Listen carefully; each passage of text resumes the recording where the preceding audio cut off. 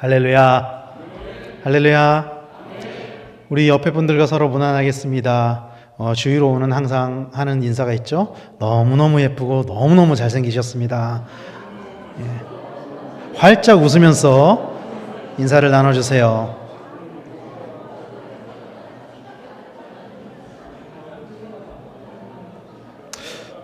이 인사법은 제 시그니처입니다.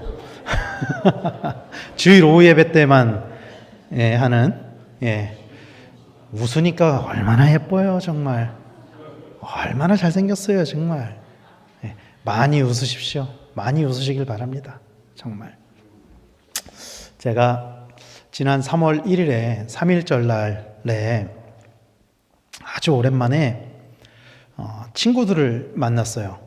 제가 관계하는 사람들, 제가 교제하는 사람들의 폭이 제가 목회를 하면서 사실 굉장히 좁아졌거든요. 그래서 거의 만나는 사람들이 교회 분들 아니면은 이제 신학교 같이 다녔던 목사님 친구들 말고는 이렇게 제가 신학대학교를 들어가기 전에 만났던 친구들을 거의 만나지를 않아요. 그러니까 못 만나는 것도 있고 안 만나는 것도 있고 그렇게 되더라고요. 근데 3월 1일에 아주 오랜만에 국민학교 동창을 만났습니다. 제가 국민학교라 그랬더니 국민학교 나오셨어요? 그러더라고요. 초등학교 아니에요? 그러더라고요, 저한테. 국민학교 나왔습니다. 심지어 전 졸업사진 흑백 사진입니다, 저도. 예. 어쨌든 오랜만에 만난 친구는 졸업하고 처음 만난 친구도 있었고, 가장 최근에 만난 친구들이라고 해도 한 10년 만에 만난 거고, 그렇게 만났어요. 근데 이렇게 만나게 된 계기가 뭐였냐면은 저희 동창 중에, 그러니까 사실 이렇게 옛날 친구들 만나는 게 어떤 계기가 없으면 잘 안 만나게 되잖아요. 저희도 그러거든요. 단체 카톡방은 있지만, 한 1년에 한 번 글이 올라올까 말까 그러다가 외국에 사는 한 친구가 이렇게 나 한국에 가게 됐어. 딱 그러면서 보자, 만나자. 그래가지고 만난 거예요. 그래서 딱 만났죠. 만났는데 이제 그 친구가 불교 신자거든요. 옛날부터 어렸을 때부터 불교 신자였는데 만나자마자 대뜸 저한테 이렇게 자기가 녹음한 거를 들려주는 거예요. 뭔가 이렇게 들어봤더니 이 노래가 뭐냐는 거예요, 저한테. 뭔지 아냐는 거예요. 그래서 음질이 너무 안 좋아가지고 이거 뭔데 나한테 들려주는 거야? 제가 그랬죠. 그랬더니 이 친구 말이 자기가 머무르는 친척이 이제 한국에 왔으니까 자기 집이 아닌 친척 집에 있는 것 같아요. 그 집 사람들이 교회를 다니는데 자기가 또 와서 맞춰줘야 되니까 그 집 사람들이 새벽 기도를 가드리는 거예요. 그 집이 이제 그 집 사람들이 다 명성교회를 다니는데 명성교회가 또 새벽 기도 아주 대한민국 최고잖아요, 거기가. 새벽 기도를 가길래 쫓아갔다는 거예요. 데리고 가가지고. 갔는데 그때 들은 노래라 그러면서 저한테 들려주면서 자기한테 너무 은혜가 됐다는 거예요. 불교 신자가. 이 노래 너무 좋다고. 너무 좋다고. 그러면서 그 자리에 이제 교회를 다니는 친구가 11명이 모였는데 저랑 또 다른 남자 아이 한 명만 교회를 다니고 나머지는 다 교회를 안 다니는데 자기네들끼리 CCM은 좋아. 찬양은 좋은 게 많아. 막 자기네들끼리 막 얘기를 하는 거예요. 막 은혜를 받았다면서. 근데 제가 그 노래를 들었는데 도무지 무슨 노래인지를 모르겠는 거예요. 음질이 너무 안 좋고 딱 듣자마자 아는 노래가 아닌 거예요. 들어는 봤는데 제가. 그래서 그 자리에서는 그거를 해결하지 못하고 나중에 헤어지고 나서 곰곰이 생각을 해봤어요. 이게 무슨 노래지? 그래서 그 노래가 뭔지 찾아냈습니다. 이 노래가 손경민 목사님이라고 들어보셨어요? 손경민 목사님, 은혜 만드신 분. 이분이 올해 7월 달에 우리 교회에 오셔서 예배 한번 인도하실 거거든요. 7월 마지막 주인가? 그렇게 돼 있는데 그분이 작곡하신 감사라는 찬양이에요. 감사. 제가 너무 감동을 받았어요. 불교 신자한테도 은혜를 끼치는 찬양이 있구나. 이 노래의 가사가 이렇습니다. 오늘 숨을 쉬는 것 감사. 나를 구원하신 것 감사. 내 뜻대로 안 돼도 주가 인도하신 것 모든 것 감사. 내게 주신 모든 것 감사. 때론 가져가심도 감사. 내게 고난 주셔서 주 뜻 알게 하신 것 모든 것 감사. 항상 주 안에 있음 감사. 참된 소망 주심도 감사.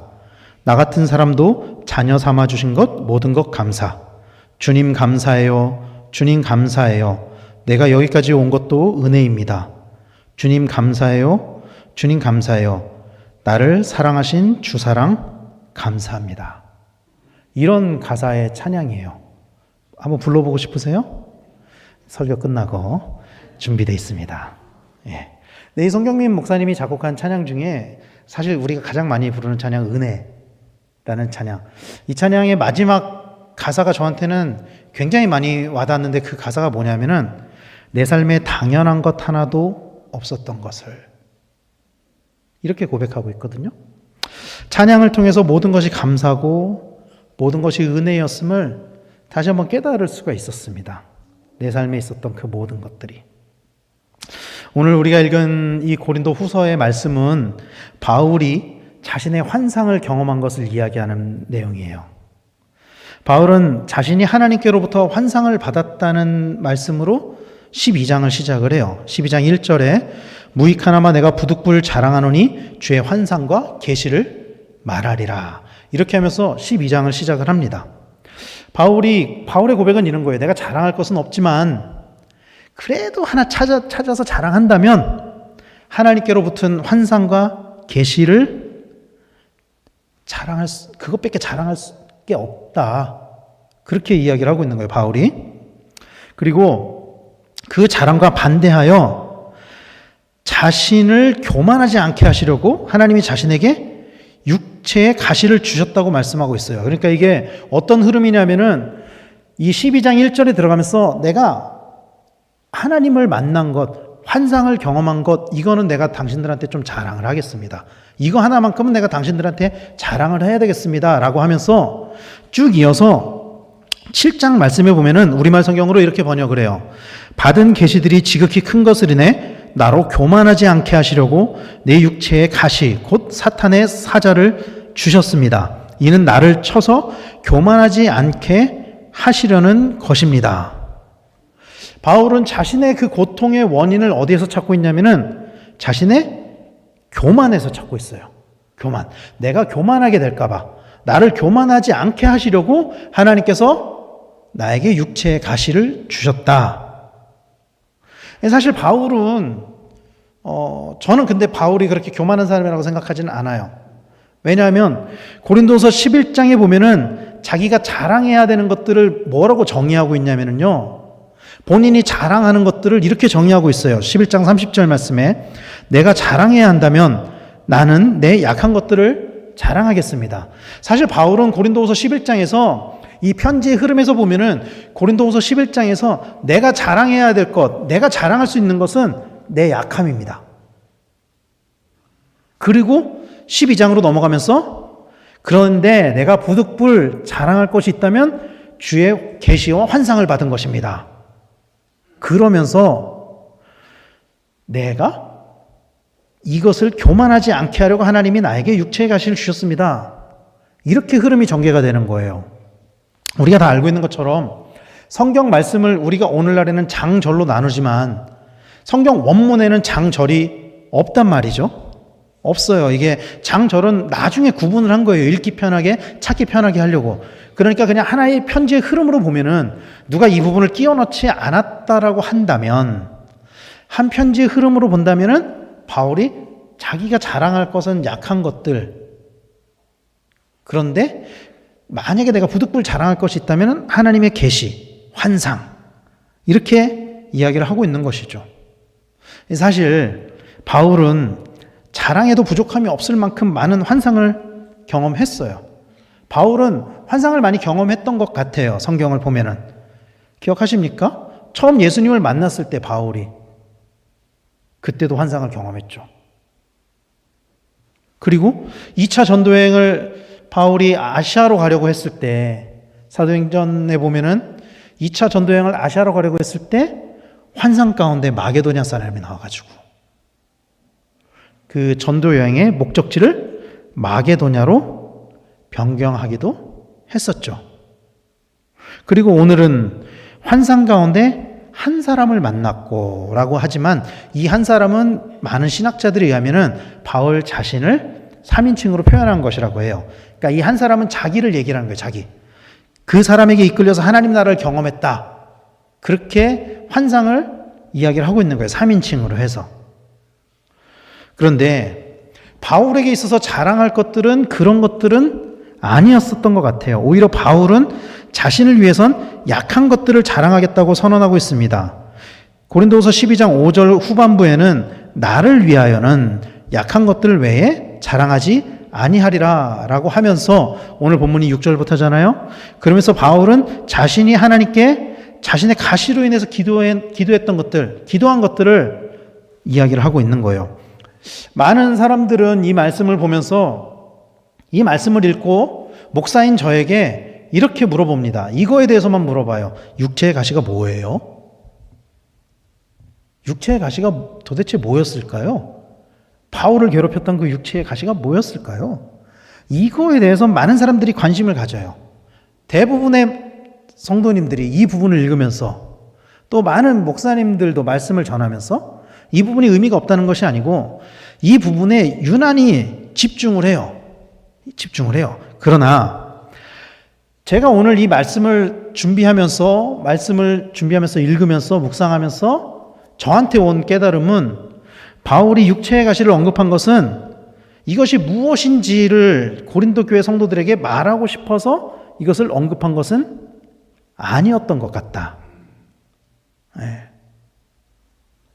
아마도 제가 봤을 때는 아마도 당시에 바울과 동역했던 많은 동역자들은 혹은 고린도 교회 성도들도 그랬을지도 몰라요. 저는 그랬을 거라고 추측은 하거든요.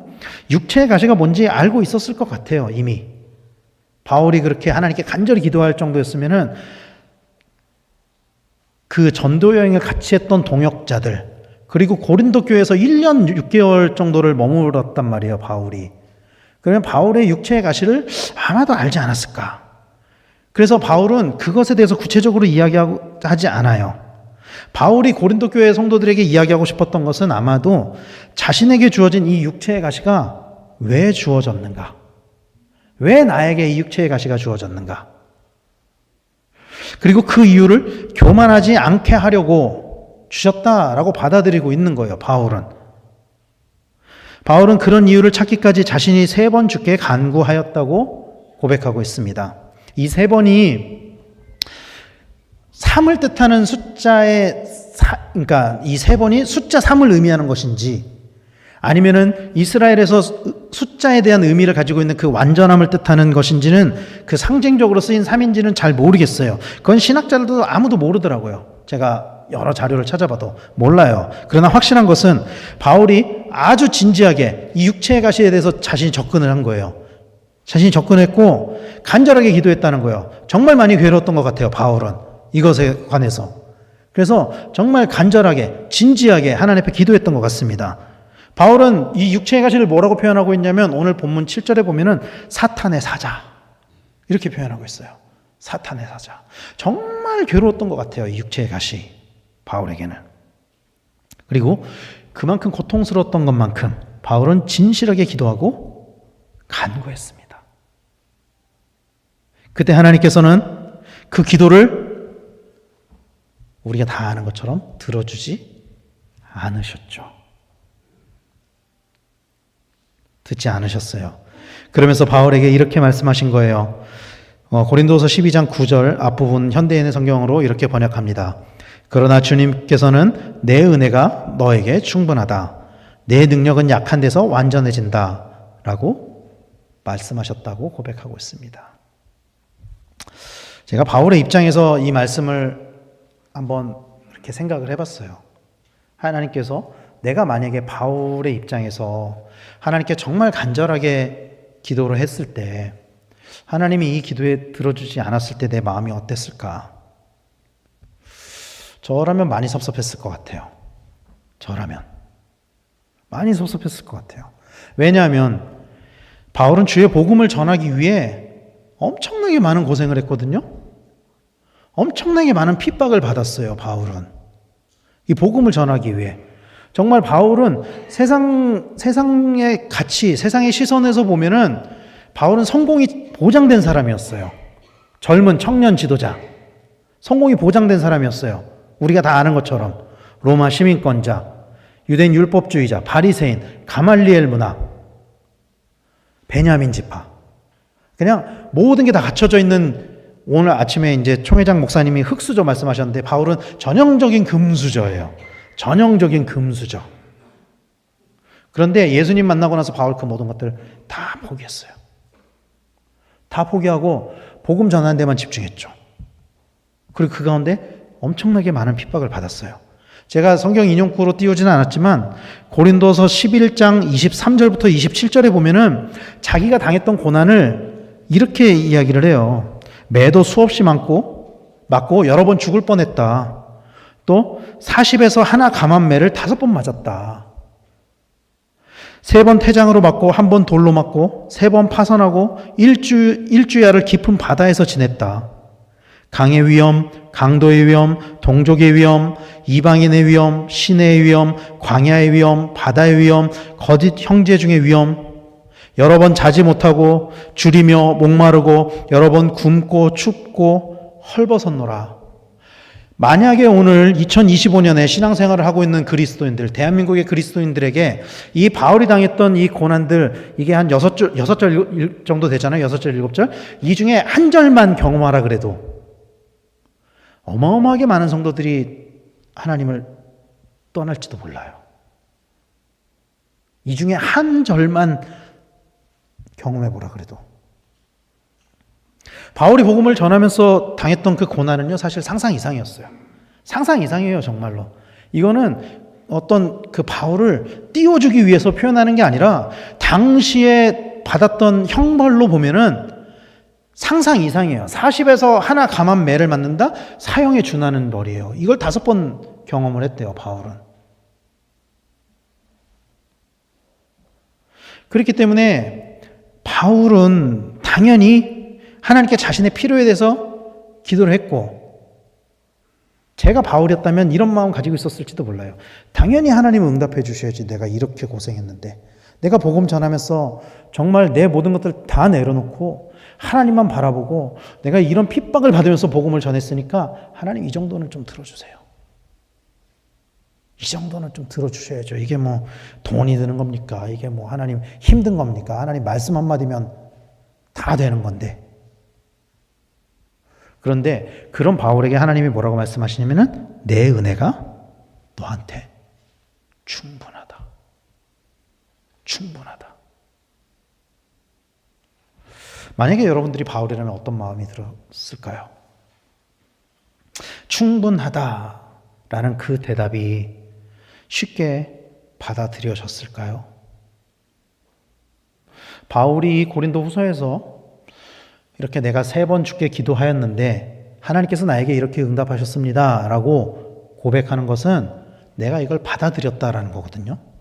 바울이 내가 이걸 받아들였다라는 거거든요. 그 충분하다라는 이 단어를 받아들였다라는 거거든요. 그런데 아마도 대부분의 그리스도인들은 이것을 쉽게 받아들이지 못할 거예요. 여러분이라면 받아들이시겠습니까? 여러분이라면? 자신 있게 나는 받아들일 수 있습니다 할 수 있는 사람이 우리 중에 몇 명이나 될까요? 아니, 말은 할 수 있겠죠. 근데 실제로 내가 그 고생을 하면서 복음을 전하고 하나님께 내 삶을 다 바쳤는데 하나님이 이 작은 기도 제목 하나 들어주시지 않으신다면 그거 받아들일 수 있을까요? 많은 그리스도인들이 말씀을 통해서 바울이 그렇게 받아들였고 또 우리가 그렇게 해야 된다는 것을 그렇게 생각할지도 몰라요. 받아들여야 된다고 생각하겠죠, 다. 그러나 실제로 그것이 나의 문제가 될 때 그것을 받아들이는 것은 결코 쉬운 문제가 아니에요. 이것은. 왜냐하면 우리는 많은 그리스도인들이 기도를 할 때 이렇게 생각하고 기도해요. 당연히 하나님이 내 기도에 응답해 주셔야지. 들어주셔야지. 하나님, 내 기도에 들어주십시오. 이 내 기도에 들어주십시오 안에 담겨있는 진짜 의미는 하나님 내 뜻대로 되기를 원합니다. 내 뜻대로 되기를 원합니다. 많은 그리스도인들이 하나님께 간구할 때 그런 마음을 가지고 간구를 한단 말이에요. 그리고 그 이면에 뭐가 있냐면 하나님이 반드시 내 간구에 응답하셔야 할 만큼 내가 하나님께 예배도 드리고 있잖아요. 내가 하나님께 헌금도 드리잖아요. 내가 하나님께 봉사도 하잖아요. 복음도 전하잖아요. 더 적나라하게 이야기하면은 하나님이 나에게 복을 주시는 것은 너무나도 당연한 것이 아닌가? 이런 생각을 하면서 신앙생활을 하는 그리스도인들이 생각보다 많다라는 거예요. 물론 여기 계신 분들은 안 그렇겠죠. 안 그럴 거라고 저는 믿습니다. 뜨끔하지 마십시오, 속으로. 근데 목사인 저도 솔직히 기도하면은, 저도 기도하고 간구하면은 이럴 때 있어요. 당연히 들어주셔야 되는 거 아니야?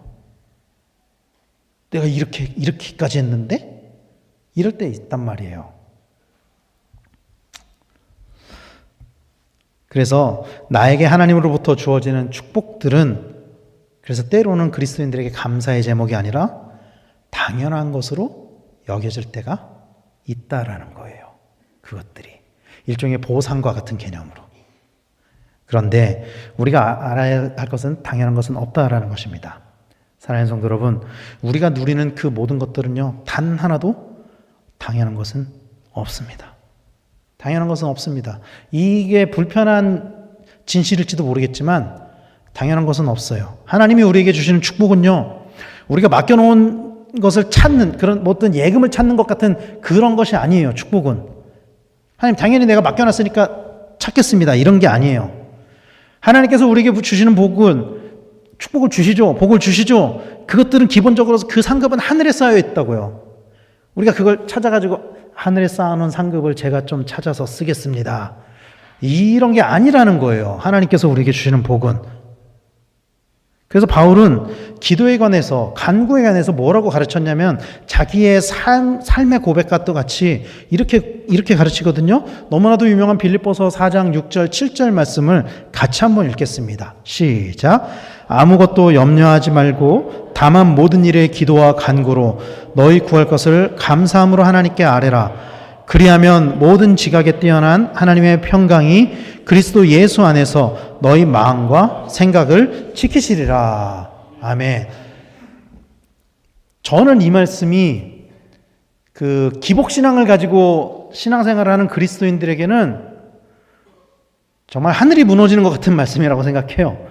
왜냐하면 아무것도 염려하지 말고 기도, 간구 하나님께 아뢰라고 했는데 응답해 주겠다고 얘기하지 않아요. 우리의 마음과 생각을 지키겠다고 말씀하고 있어요. 우리의 마음과 생각을 지키겠대요. 우리가 기도하고 간구할 때. 사랑하는 성도 여러분, 기도의 응답은 당연한 것이 아닙니다. 아니요, 기도 응답하시죠. 하나님 반드시 응답하시죠. 그러나 그것이 반드시 내 뜻대로 되는 것은 아닙니다. 내 뜻대로 되는 것이 당연한 것은 아니에요. 그것이 하나님이 우리에게 주시는 것은 하나님이 생각하시기에, 하나님이 판단하시기에 합당한 것을 주시는 것입니다. 우리가 원하는 것을 다 주시는 것이 아니에요. 그러므로 우리는 우리에게 주어진 그것들에 대해서 다만 감사할 수 있어야 한다는 것을 믿으시기를 바랍니다. 그리고 그것이 당연한 것이 아니라는 것을 알아야만 합니다. 이것은 단지 하나님과 나와의 관계에서만 해당되는 것이 아닙니다. 이것은 우리 공동체 안에서 일어나는 모든 일들, 내가 누리는 모든 것들, 공동체적인 것들까지도 당연한 것이 없다라는 것을 알아야만 해요. 우리 공동체가 이렇게 유지되기까지, 교회가 세워지기까지, 하나님께서 세우신 이 교회가 이렇게 유지되고 움직이기까지 각각의 자리에서 봉사하는 성도님들이 계세요. 우리는 그런 성도님들에게 서로 감사할 수 있어야만 해요. 교회에 오게 되면 가장 먼저 만나는 주차 안내를 하시는 분들, 또 로비에서 예배당으로 인도하시는 분들, 또 예배를 섬기시는 분들, 헌금위원 하시는 분들, 예배 후에 식사를 하시는 분들, 배식을 하시고 설거지를 하시는 분들, 또 보이지 않는 곳에서 편의를 제공하시는 분들, 이런 분들에게도 서로 감사할 수 있어야만 합니다. 우리한테 주어지는 그 모든 것들이 당연하다고 생각하면서는 안 된다는 거예요. 오늘 이 오후 예배를 위해서 이렇게 아름다운 찬양을 해주시는 찬양대, 또 찬양을 인도하는 우리 글로리아, 당연한 것이 아닙니다, 여러분. 당연한 것은 없어요. 그래서 우리 또한 서로가 서로에게 감사하면서 서로가 서로를 세워줄 수 있어야만 해요. 옆에 있는 분들 한번 보세요. 보십시오. 지금 이 자리에 같이 있는 거 당연한 거 아닙니다, 여러분. 옆에 한번 보세요. 쑥스러우십니까? 내 옆자리에 앉아주셔서 감사합니다. 한번 해보세요. 내 옆에 앉아주는 거 감사한 일이에요. 저 가끔 어디 가면은 옆에 아무도 안 앉아서 쓸쓸할 때 있거든요, 저도. 물론 교회에서 사역하고 봉사하는 것들은 하나님을 바라보고 사는 거기 때문에 사실 드러낼 만한 것은 아니죠.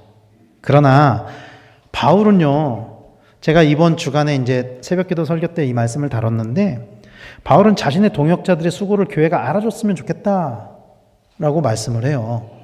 고린도전서 16장 18절 말씀에 그들이 나와 너희 마음을 시원하게 하였으니 그러므로 너희는 이런 사람들을 알아주라. 이런 사람들을 알아주라. 바울은 이렇게 권면을 해요. 교회를 섬기고 교회를 돕는 사람들을 좀 교회에서도 좀 알아주세요. 감사하세요. 당연한 것은 없습니다, 여러분. 우리가 서로를 위해서 동역하는 것 당연한 것은 없습니다, 여러분. 우리 한 달에 한 번 왜 그 토요일 날, 첫 번째 토요일 날 새벽 기도회 온 가족 새벽 예배 드리잖아요. 온 가족 새벽 예배 오신 분들은 아시겠지만 이번 달은 안 했는데 지난달까지만 해도 식사를 먹고 나서 설거지를 남자분들이 들어가서 하세요. 그 남자분들이 들어가서 하는 것 그거 왜 시작하게 된 줄 아세요? 설거지를 여자분들이 하는 게 당연한 게 아니에요. 당연한 게 아닙니다. 감사하라고, 감사하자고 우리가 좀 이렇게 준비해 주시는 분들, 또 치워주시는 분들, 감사하자고 보이지 않은 데서 교회를 위해서 헌신하는 분들, 교회를 세우시는 분들. 바울이 그랬던 것처럼 우리 또한 우리의 동역자들의 수고에 대해서 당연한 거지, 당연한 거야 이런 마음보다는 항상 그런 감사의 마음이 넘치는 우리 성도님들 다 되시기를 간절히 소망합니다. 그리고 무엇보다 우리가 정말로 감사해야 되는 것은, 우리가 정말로 당연하게 여겨서는 안 되는 것은요, 나를 구원하신 하나님의 은혜. 이거 정말로 당연하게 생각해서는 안 돼요. 우리가 지금 사순절 기간을 보내고 있죠. 오늘 사순절 첫째 주잖아요. 지난 수요일이 제수요일이었고, 사순절은 예수님의 고난을 기념하면서 기억하는 절기예요. 사순절 마지막 날이 언제인지 아십니까, 여러분? 사순절 마지막 날이 부활절 전날이에요. 부활절 전날. 그러니까 사순절의 끝은 예수님의 십자가의 죽으심이에요. 사순절의 끝이 부활이 아니에요.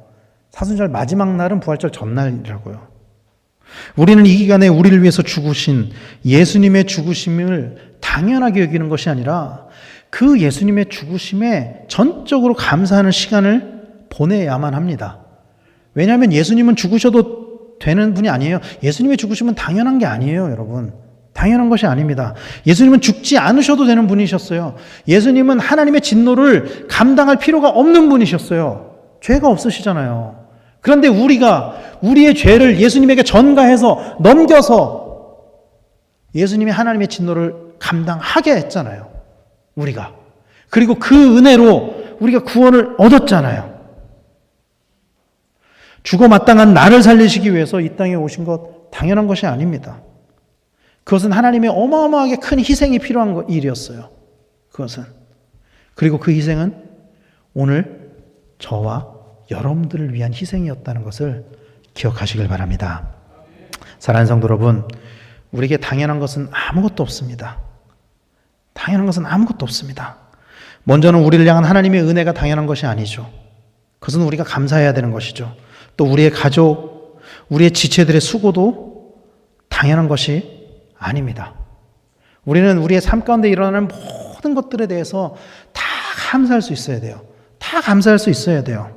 제가 종종 저희 애들한테 특히 이제 제가 이제 큰애가 고등학생이니까 저랑 이렇게 대화가 이렇게 티키타카가 돼요. 주고받고 이런 게. 제가 애한테 막 이렇게 얘기를 해요. 너 나중에 또 지금 먹고 자고 한 거 다 갚아야 돼.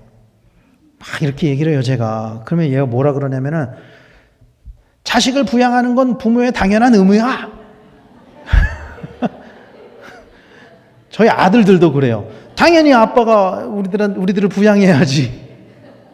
근데 제가 부모가 돼 보니까 당연하지 않더라고요. 그 안에 다 부모님의 희생이 들어가 있더라고요. 그게 당연히 나오는 게 아니라 그 안에 희생과 사랑이 있더라고요. 우리의 삶 가운데 이런 것들이 너무 많아요. 우리가 받고 누리는 것들 중에 우리가 기억하지 못하고 모르고 넘어가는 것들이 상당히 많거든요. 그런데 우리는 그런 것들 중에 아주 많은 부분들을 당연한 거라고 여기면서 살아가기도 해요. 그런데 우리 안에 당연한 것은 하나도 없습니다. 당연한 것은 하나도 없어요. 우리가 누리는 것들, 우리에게 주어진 것들을 당연하게 여기기보다 감사하는 그런 삶을 살아가시는 성도님들이 되시기를 바랍니다. 오늘 말씀에서 바울은 오히려 약한 것에서 강함이 주어진다고 고백을 해요. 그러면서 12장 9절 후반부부터 10절 말씀까지 보면은 그러므로 도리어 크게 기뻐함으로 나의 여러 약한 것들에 대하여 자랑하리니 이는 그리스도의 능력이 내게 머물게 하려 함이라. 그러므로 내가 그리스도를 위하여 약한 것들과 능욕과 궁핍과 박해와 곤고를 기뻐하노니 이는 내가 약한 그때의 강함이라. 바울은요, 하나님이 자신의 기도를 들어주지 않았잖아요. 거기서 멈추지 않아요. 거기서 멈추지 않고 오히려 그 가운데 하나님께 감사하면서 그것을 자랑하고 있어요. 오히려 바울은 자신의 가시를 고쳐주시는 것을 당연함으로 여기지 않았어요. 그것이 너무나도 고통스러웠고 그런 보상을 받을 만큼 누가 봐도 바울은 그만큼 하나님께 헌신하면서 사역했었지만 그러나 그것을 당연한 것으로 여기지 않아요. 내가 뭐뭐 했으니까 당연히 뭐뭐 해야지. 바울한테는 이런 마음이 없었어요. 바울은 이런 식으로 하나님께 접근하지 않고 모든 것을 다 하나님의 은혜로 여기고 그것에 감사하고 기뻐하고 있다는 것을 우리는 기억해야만 합니다. 사랑하는 성도 여러분, 때로는 우리의 기도가 응답되지 않을 때가 있어요. 그럴 때가 있을 수 있어요. 우리가 바라는 것들, 우리가 간구하는 것들, 원하는 것들 되지 않을 때 있어요. 그래서 우리가 더 약해지고 많은 것을 잃게 될 때도 있습니다. 그러나 그것이 나를 향한 하나님의 일하심이라면 그것으로 인해서 감사하시는 성도님들 다 되시기를 축원합니다. 또 하나님이 나에게 복을 주신 그때에도 감사하는 성도님들이 되시기를 바랍니다. 우리에게 주신 그 복은, 우리가 지금 누리는 그 모든 것들은 내가 당연히 누려야 되는 것이 아니라 나의 능력으로 다 성취한 것이 아니라 하나님의 은혜로, 하나님의 도우심으로 우리에게 주어진 것이라는 것을 믿으시길 바랍니다. 그러므로 우리의 삶 가운데 날마다 감사가 넘치는 우리 강백회 성도님들 다 되시길 바랍니다. 무엇보다 죽어 마땅한 죄인에게 하나님 나라를 누리게 하신 그 하나님께 날마다 감사하는 우리 강백회 성도님들 다 되시기를 예수님의 이름으로 간절히 축원합니다. 기도하겠습니다.